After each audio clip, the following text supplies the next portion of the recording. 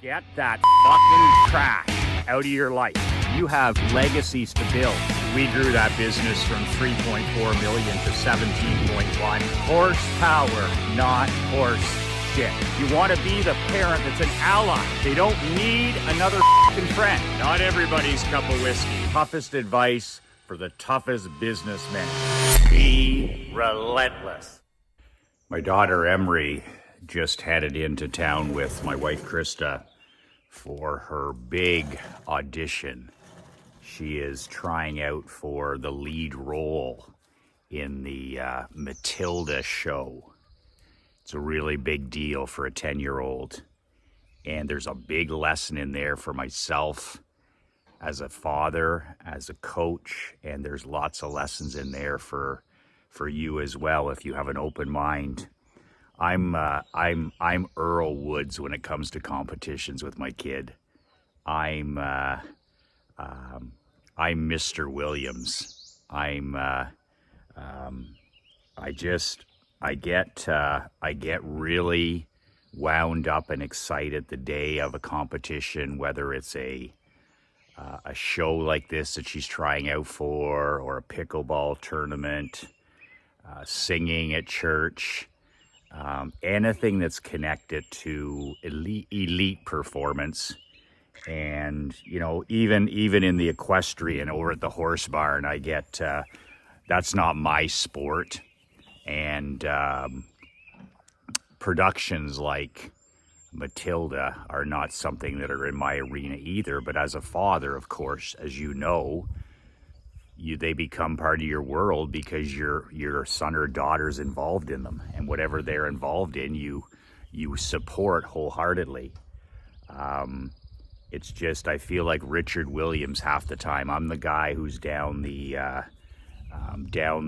alleyway. I'm the guy who's not sitting with everybody else at the horse barn. I'm over in the far corner where nobody is on those shows. There's a couple hundred people there, and I'm the guy way over in the corner. I can't sit with Krista. I can't sit, and I don't want that energy around my daughter either. So actually today we're having our family reunion here at the lake. First time since the China virus. Really important to have these things. This is on my wife's side, the Hardy reunion. Very important to have these type of things every couple of years. We like hosting them now at this point in our life. We have a nice place for the young children and grandchildren, and we have a beach here, and I'll take the adults boating later, and I'll spend the day on the jet ski, taking the kids tubing, and if any of them want to ski. And I got the four-wheelers out up there too, as you can see, so we'll see if we get those out. Krista doesn't like when I get those out, but nonetheless, safety fifth. So yeah, that's today. We've lost a lot of people on Krista's side. You know, it's the reality of life. Things come to an end, things change. So it's nice to see people. We did a McLean reunion 6 years ago, and several people on my dad's side are gone. So really important that we organize these things. Krista's done a great job here, and her dad really appreciates this. It'll just be a day and a half, but lots of family fun outside at the lake. So Emery's gone, and of course I said my prayer this morning for her, and I had to stop myself from asking for anything. In my morning prayers, I've disciplined myself never to ask for anything anymore. I'm no longer one of those men who is like, well, if you do this, God, or negotiate with the universe, or negotiate with your creator. I'm no longer that person. I've been given more blessings than any man should ever have in their lifetime, so I refuse to ask for anything in addition. I already have everything I need. And I also have everything I need to continue to win. If I don't continue to win, that's on Michael McLean. That's my fault. It's because I'm entitled, or I'm lazy, or I'm whatever, arrogance. But I've already been given everything that a man would ever want. A loving queen, a healthy, beautiful daughter. Both my parents are turning 90 this year.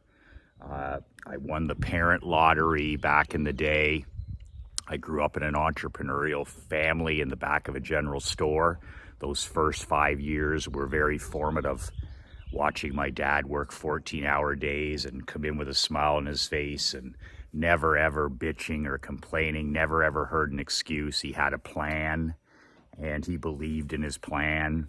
So, I mean, we've been blessed with good health. We live in the two greatest countries in the world, the United States and Canada. I'm raising a family in the greatest time in history, 2023. We have more wealth, abundance, and opportunity at our hands and at our feet than ever before in history. You know, we have it so easy if we just claim our personal sovereignty. There's no excuses. We have the internet, we have artificial intelligence, we have computers, we have smartphones, we have all of this amazing technology that we can make our servant. 99.9% of entrepreneurs make it their master, but I use it all as my servant. My phone is my servant. My computer is my servant. AI is my servant. You know, Netflix and television and stuff have always been my servant. I've always made technology bow down to me, and that's really the discipline that separates, you know, you from the other great unwashed who just all of that stuff they become a slave to it, right? That's the purpose of it, and they fall right into that slave mentality. You know, anchored to your phone, tethered to your phone, cell phone, umbilical cords, all that kind, digital dementia, manufactured mental illness. So on this gorgeous day, my thoughts are with Emery. It's an hour edition for each person. So this is the big leagues, and there's 60 children her age trying out, anywhere from age 8 to age 12. And what I love about this production is half the kids don't make it. So my daughter is trying out for the #1 lead, which is, she's in that age. She's a little bit young for it. But I asked her, I said, you know, she was talking about Matilda and what she should try out for. And I said, sweetheart, what do you really want? What part do you really want? Instead of us, you know, thinking small or passing on our own limiting beliefs to our children or grandchildren. She goes, Daddy, I want to be Matilda. I'm the perfect Matilda. I am Matilda. And in my mind, I was like, fucking right. Go for it. And I said to her, I said, you just need to tell your story. You need to get up there and you need to be relentless. You need to play offense. You need to play to win.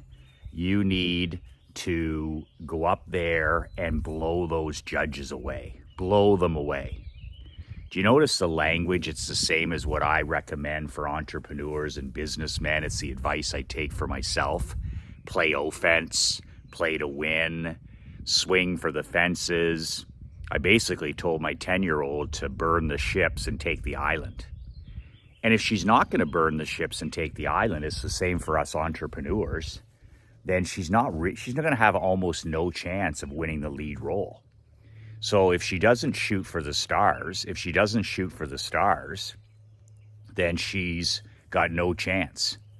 So I think that's a huge teaching moment. And that's why I always see these competitions, whether they're a hockey tournament, whether they're a tennis tournament, whether they're an equestrian tournament, whether it's this theater stuff, which I think is just wonderful for young kids. Getting up and speaking in front of other people. I love the stress that comes with it. I love the nerves. I love the butterflies she has this morning. That's the only way you can build self-esteem in yourself and in your children, your grandchildren. You don't build anything on the sidelines. You don't build anything with 8th-place trophies. Do you get that? We're just kicking the shit out of our children and grandchildren with this bubble mentality, with this everybody's a winner, 8th place trophy nonsense. And now you're starting to see it where, you know, kids can't go to a high school without a safe place. where our children becoming young adults can't go to a college or a university without a safe place, without having access to a life coach. Could you imagine your father or your grandfather or your mom or your grandmother? My parents were born into the Depression. Not my mom and dad were both born in 1913. Think about that for a second. They were born into the Depression. Gas lines, food lines, people literally starving to death, bread lines. And here today, our children, 8th place trophies, safe rooms at universities. Trying works, and if it doesn't work, just quit. Just quit. In the last 3 months, Emory in 2 schools has had 2 teachers quit before the end of the school year. In Naples, in her private school, the head teacher, I shot a video on this a couple months ago, sent an email to the principal on Sunday night. Think of this cowardice. Think about how that person was raised. Think about how many 8th place trophies that person was given. She let down 30 kids, and on a Sunday night, she sends an email to the principal of the school and says, I can't continue. I've got personal and professional mental health issues. What the fuck does that mean? You're the head teacher. We're paying you money to be here. There's 30 kids that are counting on you. There's 60 parents that are counting on you. An email, not a phone call, not a personal visit, not an opportunity to see if we can make it through the last 30 days of school. No, I quit. I've got personal and professional mental health issues. I'd like to follow that teacher around for a typical day, and I'd be able to show her her personal and professional mental health issues. She just quit on 32 kids in the Florida class. And of course, the principal has to scramble, the assistants have to scramble, and they get it done. Winners win, right? But my God, that's 8th place trophies right there. That's everybody's a winner there. That's, that's like, no competition, no grit, no iron. Pathetic. I said to Emory after that, I said, that's an example of what not to do. That's an example of who you'll be competing with. And I said, you have no competition in this world. If you know how to work, if you know how to work intelligently, if you know how to market, if you know how to copyright, if you're in great physical shape, mental shape, you take care of yourself, you use technology as your servant. I said, you've got an unfair advantage. You've got a stacked deck. It's like you have an extra player on the field. There's never been a better time to be alive because teachers like that exist. Quitters.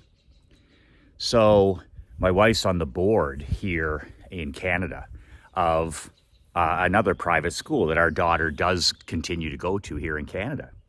So my wife, once again, the old, you got to have the late night email.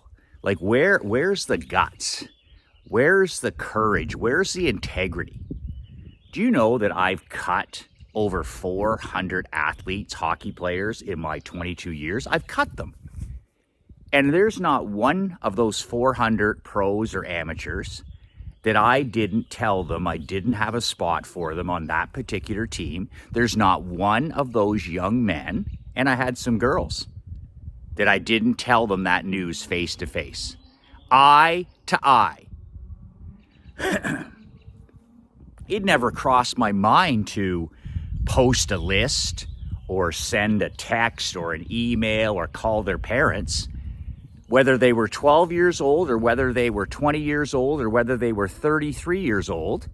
I delivered that news to them, eye to eye, belly to belly, toe to toe, man to man, coach to player. Like, where is the character? Where is the integrity? Where is the brute honesty that everybody appreciates? Cowardice. How does a person like that end up in teaching? I asked my wife, Krista, we were on our walk this morning, and I said, How in the fuck does somebody who doesn't love kids and doesn't love teaching end up in teaching? And we all know that there's lots of teachers that don't love kids. There's lots of hockey coaches, baseball coaches. There's lots of coaches, consultants who don't even like business. But I said to her, I said, Krista, I said, I couldn't do my job if I didn't love this. Not sort of love it, love it. I couldn't write newsletters and shoot videos every day and walk in the dark and walk in the cold and walk when I'm sick and write telegrams and run masterminds if I didn't love it. I love it. It's my passion. It's my obsession. It doesn't mean that it's easy or it's all good times or anything like that. There's lots of parts of this I dislike. But for the most part, it's like sports. I love it. If you love football, you love it. If you love music, playing the guitar, you love it. If you love copywriting, you love it. If you love going to the gym, you really love it. It's who you are. It's not what you do. A Navy SEAL, it's not what they do. It's who they are. You know, you play for Bill Belichick with the Patriots. Football isn't something you do. For the time you play there, it's something who you are. Tom Brady wasn't he didn't play football. He was football. That's who he is. You know, Elon Musk, that's who he is. It's not what he does. It's who he is, and that's what separates those guys. So just the other day, like 3 days ago, we're getting to the end of the year. We're within 2 weeks of the end of the school year here in the Great White North. And it's deja vu all over again. The president of the board, these are all volunteers. These are all mums and dads that are running this not-for-profit school so that their kids can get a real education. They can actually learn what 2 + 2 is. They can actually learn, you know, the states, the capitals, without being told they're not boys and girls. Like, we don't have any of that fucking horse shit in our school. We have mathematics, we have arithmetic, we have history, we have geography, we have fitness, we have teamwork, we have art, we have chess. That's what we have. That's the reason my wife has put so much effort into this, to create a school that's like the old days, like the olden days, where kids go to school to learn. They don't go to school to be told that there's something different than they thought, or they don't go to school to learn about politics. They don't go to school and learn about the unions. They don't go to school to learn about creepy Joe Biden. They don't go to school to dissect the last Trump tweet. They don't do any of that. They just go to this school to learn, to work hard, to learn, and that's what it's about. So my wife was shocked with a couple weeks left, and this is in the other one. This is in the other part of the school. My daughter isn't in this part. These are the younger grades, kindergarten to grade 4. And the assistant teacher, she's got a big job. Like, this is a big job. She's the assistant with these kids, grades 1 to 4. And we're 2 weeks from the end. She sends a fucking email. She sends an email to the chair of the board, which is mums and dads, and says, it's nothing personal. Whenever you hear that tomato can line, it's all it is personal. It's like a person who says, to be honest with you. Anybody says, to be honest with you, run. Anybody who says it's not personal, it's fucking personal. When I got fired in pro hockey, the owner walked in and he was like, it's nothing personal. I'm like, holy fuck. Clear is kind. What happened to clear is kind? Unclear is unkind. So she sends an email. This is a professional licensed teacher assistant. And she just says, sorry, I've got mental health issues. It's nothing about the school. It's nothing about the school. You got 30 kids to look after tomorrow. You've got an important job tomorrow. And she leaves the board of directors hanging. She leaves the other teachers hanging. And of course it's good riddance. It's always good riddance. In Florida, that quitter was forgotten about 30 seconds later because, I mean, losers aren't winners. And this tomato can has been forgotten about in 2 minutes. It's not like they're good at their job, right? Quitters aren't good at their job. They hate their job and they hate their life. But nonetheless, she started the email by saying, I wanted to deliver this news in person. Like fuck you wanted to deliver it in person. If you would have wanted to deliver it in person, you could have done it today. You were at school all day today. And you sent this email at 9 o'clock at night when she's probably got a couple of wines into her, right? When she got up her liquid courage. And then she writes this email that she probably worked on for a month, right? Quitters work on that stuff for a month. I'm going to pull the wool over their eyes. And it's not personal, and I don't want to burn the bridge. You just quit on 30 kids. So this tomato can wrote this email. It's nothing personal. I'm having mental health issues. And, you know, I need to pack it in. I need to pack it in. Well, I have mental health issues every fucking day. It's called entrepreneurship. It's called trying to stay married. It's like trying to stay fit. It's trying to be a father who doesn't ruin his kid. It's like working with my parents who are 90. It's back and forth between countries. I have like hundreds and hundreds and hundreds of clients. So yeah, I guess I could write that email any day too when I just want to tap out. So this tomato can has the balls, the ovaries to say, I would appreciate it if I could get paid the final 3 weeks. You imagine? Tomato cans, they have a lot of balls when it comes to asking for things. No balls when it comes to face-to-face resignations or, you know, whatever. But when it comes to it, this email at the end, I'd appreciate it if the board would consider paying my 3 final weeks. You imagine? And I said to Krista, I said, if that board gives her $1, shame. That's blood money. She quit on 30 kids. So always these are positive things. You get rid of your losers in your life like that. That's how losers exit, right? I've had people that had assistant managers who backed out this way. I've had key salespeople who backed out this way. I've had lots of people, players who backed out this way. And you're always further ahead, right? It's not a question of, oh, we lost that outstanding person. These are the people that suck in your business. These are the people that are toxic in your life. And a lot of times they remove themselves. And that's the case here, right? She was the worst. Not the best. She was radioactive. She wasn't inspiring. And who wants a person around teaching your kids who doesn't love kids? So I said to Krista, I said, man, you just dodged a bullet. You don't have to fire her ass at the end of this year, which they were planning to do.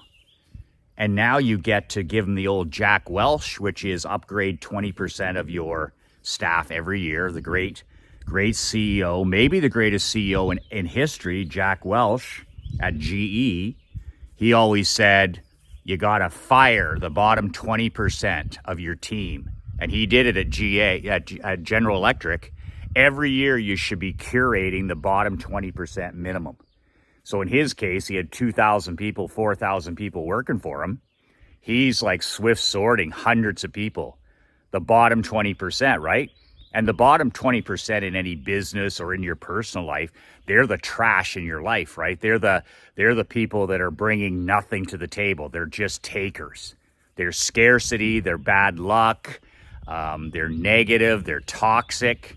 So Jack Welch always said, just take a hatchet to the bottom 20% of your hockey team, your football team, your corporation, your payroll, your managers, your whoever. And in this case, teachers.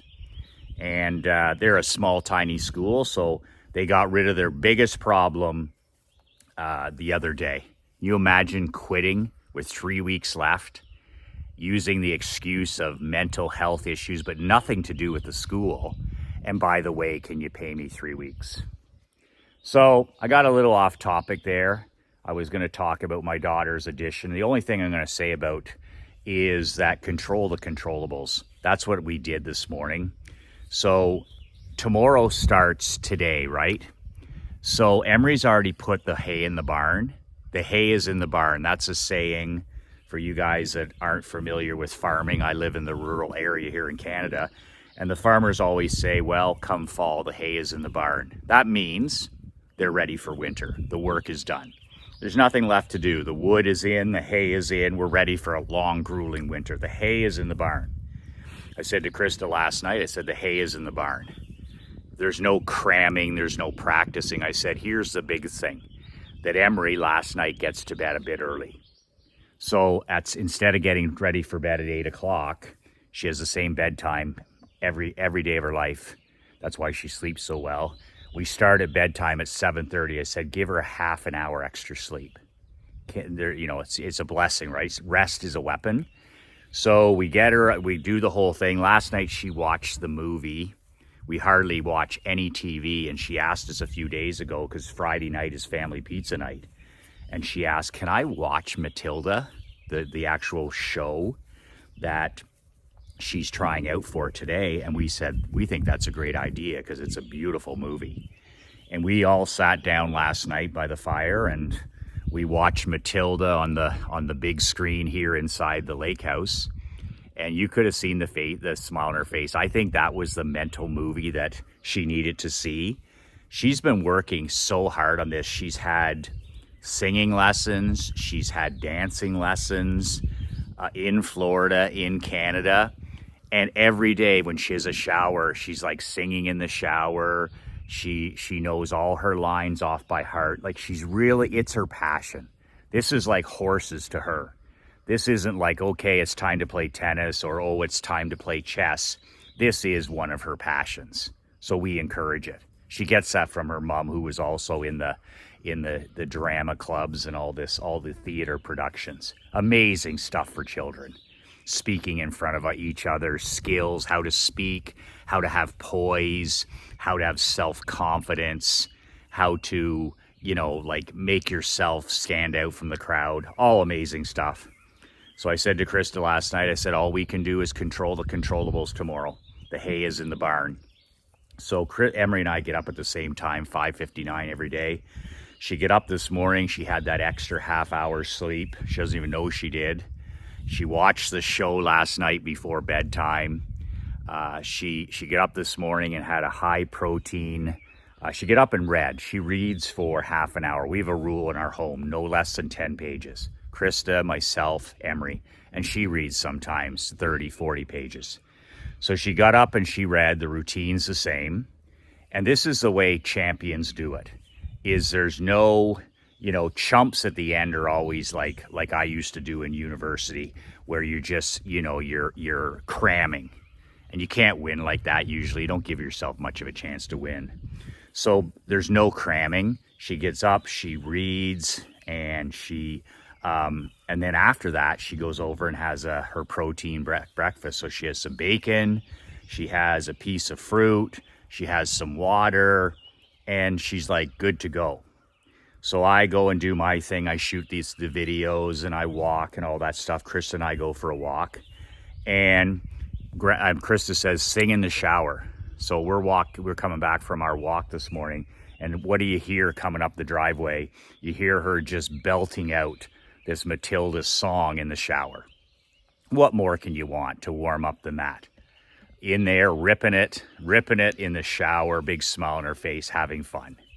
So after that, Krista just took her. So a little bit of visualization. I said to Krista, remember her breathing, because Krista is a mindfulness coach. Krista is a yoga trained, meditation trained coach. So this has been really good for high pressure situations like this for our little girl. And she gets Emery on the drive in. It's about 10 minutes tops.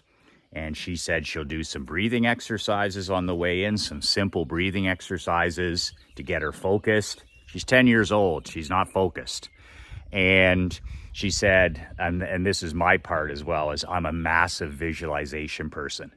I come from the tennis industry. I come from the hockey industry. Like, I'm a big visualization guy. Billionaires visualize every day. You know, 8-figure, 9-figure entrepreneurs visualize every day. And if Emery just visualizes herself on the stage, things going her way, how it smells, how it sounds, she sees smiles on the faces of the judges, she sees herself projecting her voice, she sees, like I say, you see yourself winning, smell yourself winning, hear yourself winning, see yourself winning. What does it feel like? And that's always a huge, huge component of giving yourself the best opportunity to win. So Krista will handle that on the way in. And then the thing that I did is I believe in motion, right? Movement beats meditation, the great Gary Halbert said. And I believe that too. Like whenever there's stress, whenever there's butterflies, whenever you're nervous, it shows that you care, right? It's really good news. Butterflies mean you care is what we say around this home.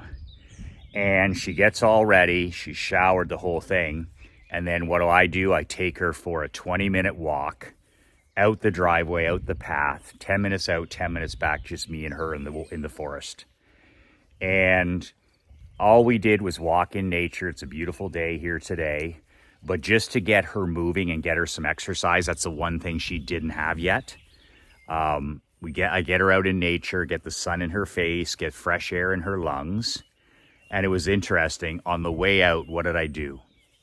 I told her a story of how when I was her age, I did public speaking in front of the whole school competition and how nervous I was and how I was afraid of, failing or being embarrassed, and how I said to myself, I'm going to do it anyways. I'm going to show these people what I'm made of.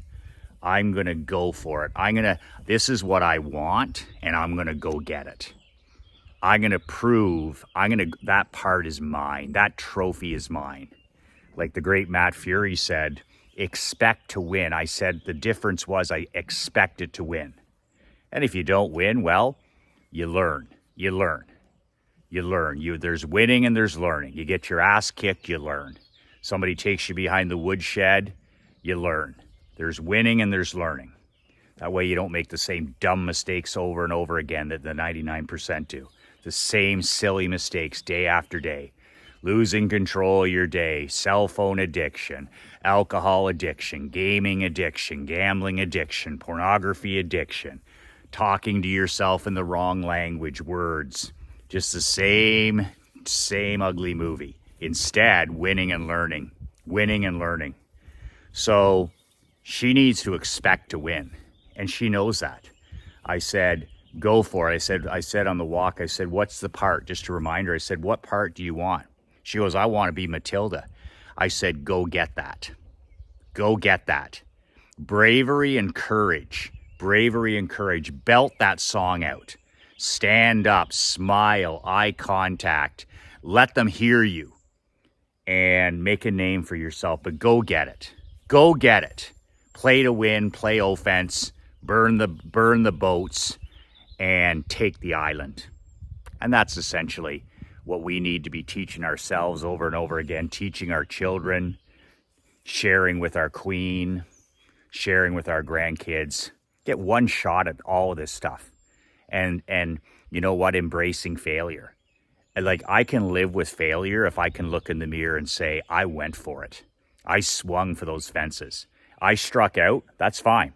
But I'm not going to strike out with that bat on my fucking shoulder. I'll tell you that right now. I'm not going to strike out with that bat on my shoulder.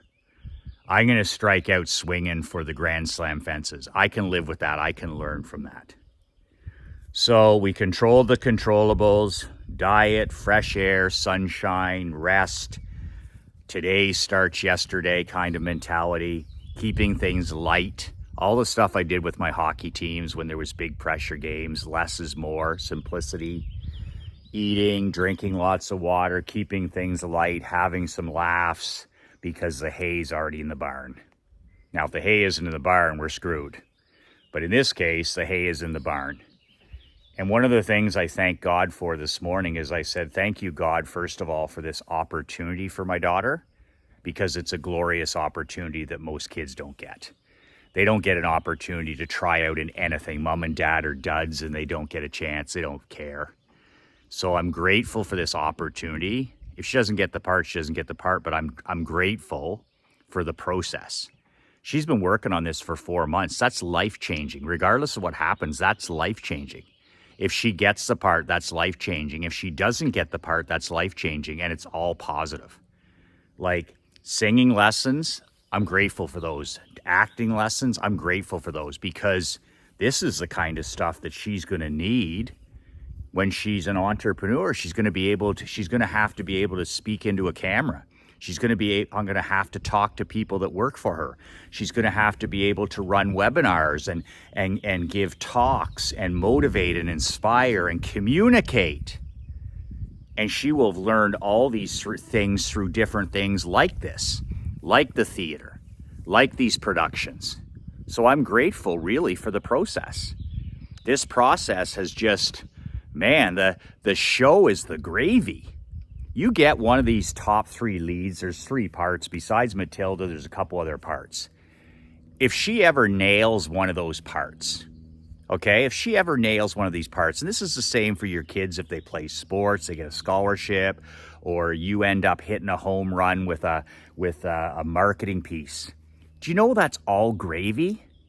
That the work is the reward. The process is the reward. Who you become, the 2.0 version of yourself, that's what it's all about. That's the real win. And then if you have one of these rare as hen's teeth grand slams or home runs, which I haven't had many of those in my life. I'm more of a singles guy, hitting singles. If you do have a home run now and again or once in your lifetime, it's gravy. She gets this part, it's gravy. She doesn't get this part, she's already won. And it wasn't an 8th place trophy.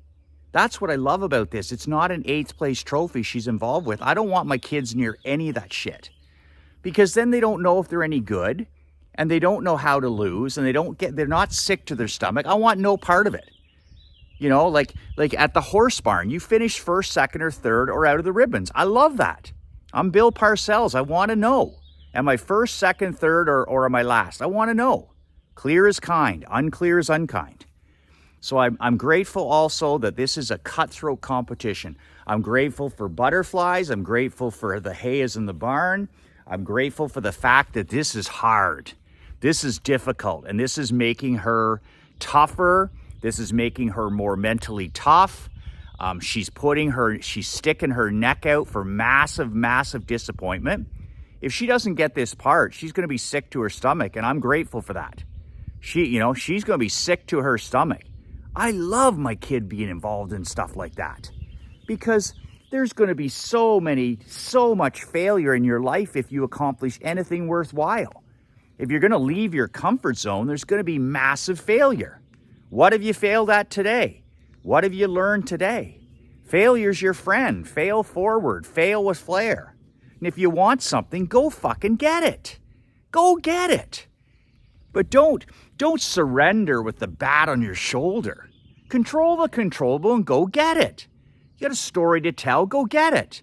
You want to take your business to 7 figures? Well, go get that. You want to become an influencer on social media? You want to tell a story that's going to help people? Well, then go do it. You want to lose 30 pounds to set a better example in your home to your kids, your grandkids? Well, go do it. You've been talking about hiring a personal trainer. Well, hire them today. Write that one email a week that'll change your life. Read the book. But whatever you're talking about, go get it. Go get it. Just, is life like QTL, quality time left. You don't want to end this thing. You get to 80 years old and you look back and you say, holy fuck, I bunted my whole life. I was a bunter. I didn't swing for the fences. I didn't swing for doubles and triples and home runs. I pissed away my life with my bat on my shoulder. I think that's the saddest thing. You're given this gift every day, one more day, a tour of duty from God, and you fucking bunt. You lay it down. You sacrifice? Like, fuck me. Same thing like in like a football analogy. We get blessed with one more day. We're on this earth for 10,000 days, 20,000 days, 30,000 days, whatever it is. And you punt like everybody else. Things get tough, you punt. You know, the economy's tough, you punt. Somebody criticizes you, you punt. Somebody doesn't believe in you, you punt. Something's scary, you punt. And then you get to the end of your life and you're just like, what a pussy I was. And what a piss poor example I was to my children and my grandchildren. Your children and grandchildren and Queen need to see you swinging for the fences. They need to see you throwing Hail Mary passes. That's who people respect. That's who people remember. That's who people talk about. They don't talk about the bunters or the people that punt all the time or the guy or gal who ends their life with their bat on their shoulder striking out. Swing for the fences. Swing for the fences and tell your kids to swing for the fences. And if your wife has a crazy idea, go get it, sweetheart. I'm with you 200%. How can I help? Well, I wanted to start well, fuck, let's go. Let's do it. What do we have to lose? You lose your integrity when you don't swing for the fences. You lose your life force. You lose your will to win. You lose your passion and obsession. You're in a rut right now. You're in a slump right now. Swing for the fences on something new. Start something new. Move. Do something. Chase something. Chase something. But get the bat off your shoulder. Get the bat off your shoulder. None of this is a dress rehearsal. None of it's a dress rehearsal. Father Time is undefeated, and if you're watching this video, your life is 2/3 over. You're half cooked like me. So what's the bat doing on the shoulder? What's the bat doing on the shoulder? Why are you laying down bunts and punting and instead of going for the yard? Go for it on 4th down. Swing for the fences, and if you strike out, who cares? Swing again. Learn. Control the controllables, play to win.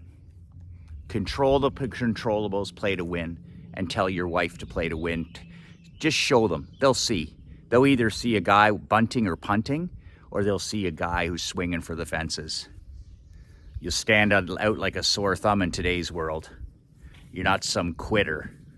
You're not some neutered house cat or some poodle. You're a badass champion. Badass champions swing for the fences. Badass champions burn the boats. Badass champions tell their kids to go fucking get it and earn it. And if they don't put in the work, badass champions say, you didn't fucking deserve it. My kid's been there lots too.